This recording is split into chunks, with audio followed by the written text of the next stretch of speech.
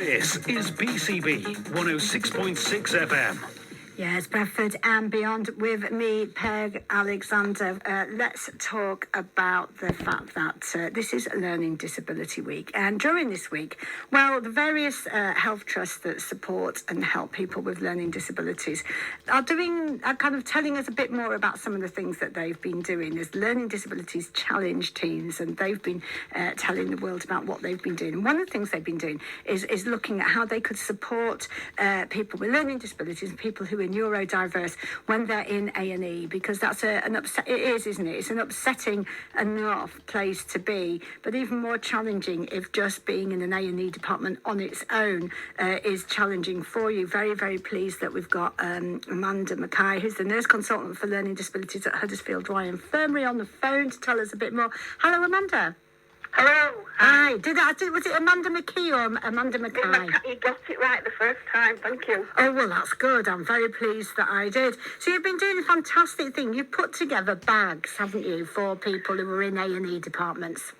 Well, in fairness, we store with pride from our colleagues in Leeds. So actually the Leeds Learning Disability and Autism team was the first team to introduce them, and we kindly took away their fantastic idea that they'd piloted, and were piloting it at Coaldale and Huddersfield hospitals.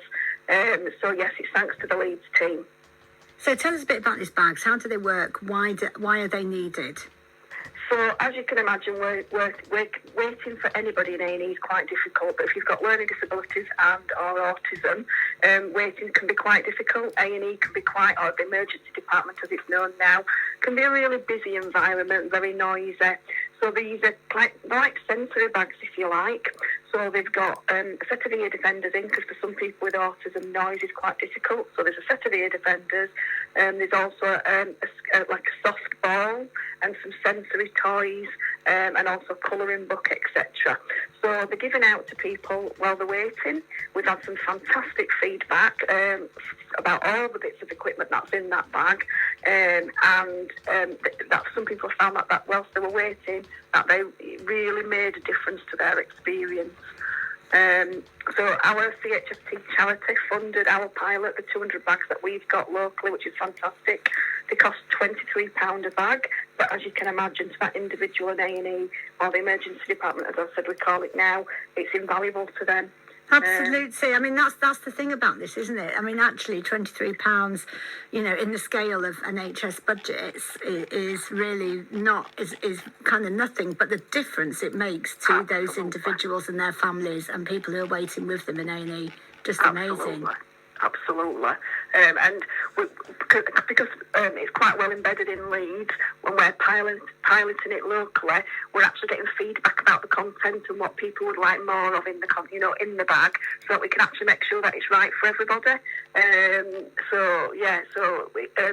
We've got two lead nurses in the department we're logging down who gets the bags, and we're personally ringing them up and asking us to tell them about their experience and what they would like to see different in the bag, or whether we've just got it right. So.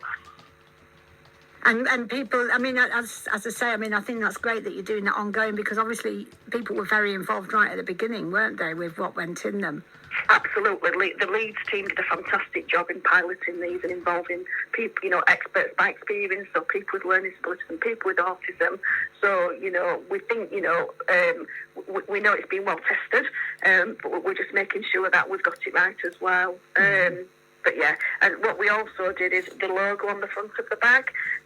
We asked local people with learning disabilities to design our bag, because obviously Leeds have their own bag, and so we had a little project where people with learning disabilities and autism designed the logos, and then our expert by experience from Lead the Way, Roy Hayes, and Karen Graham actually chose the winner, and Ash, who's an intern on Project Search, which is getting people with learning disabilities and autism into employment, that's run through CHFT, actually then created the design on the bag. So it was a really good piece of work all around. Yeah, sounds absolutely brilliant. Well, listen, congratulations on doing this.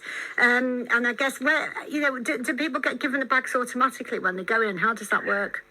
So locally, we're kind of asking reception staff to ask people if they've got learning disabilities or autism. But we've also created some posters because we recognise, so we've just waiting for those to be printed, and we've got some posters that are going up in A&E, and that prompts people to ask for the bags, but also some for staff as well, to prompt people to offer people a bag, because we're aware that it relies on staff, and that sometimes when it's busy, that's not what we want. So that's why we've done that. Yeah, perfect. Well, listen, Amanda, thank you so much for taking the time out of your busy day to join us here on BCB. Tell us all about it. Love that. Thank you very much. And the message is, if anybody does find themselves in A&E and they need to ask for a bag. Yes, thank you. Yeah, absolutely. Great. Keep up the amazing work, won't you? Yes, thank you. Thank you very much. There we go. Amanda McKie there, nurse consultant for learning disabilities at Huddersfield Royal Infirmary. As I say, if anyone finds themselves in the A&E, I hope you don't. But if you do, and you or anyone that you're with needs a bag, just ask for a bag. You're listening to Bradford and Beyond with me, Peg Alexander.